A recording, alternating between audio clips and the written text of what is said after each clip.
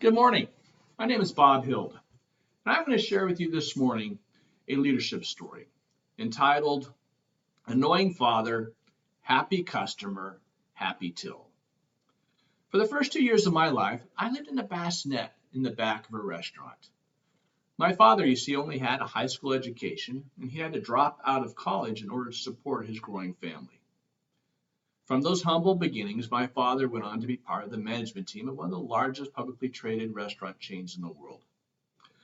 But everything he learned about business, he learned from those formative years managing a single restaurant. He condensed many of his learnings into idioms, which he always had ready to teach life's lessons, whether I was interested in learning them or not. Many of his stories still ring in my head to this very day.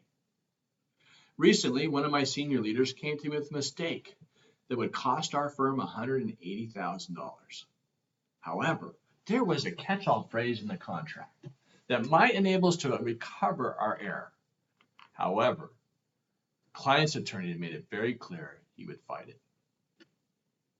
This had been a particularly difficult transaction, a sad one.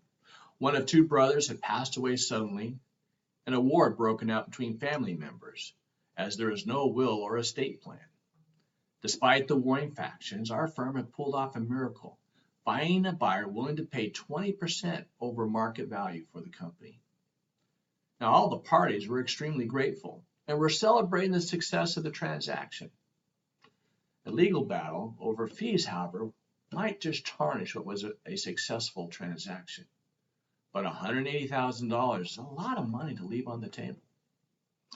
As I weighed our course of action, one of my father's annoying idioms popped in my mind. Take care of the customer, he'd say, and the till will take care of itself. Then another one popped into my mind. He would say, you know, Bobby, the restaurant down the street can make the same good pancakes and hamburgers, but it's how the customer feels about their experience and their word-of-mouth advertising, for good or bad, that will ultimately determine your success or your failure. I turned to my senior leader, shared with him my father's stories. A grin crossed his face. He said, Bob, my father has the same annoying stories, and they're stuck in my head too. I agree with you. Let's heed your father's wise counsel. Let's keep the customer happy, and let's have faith good things will follow.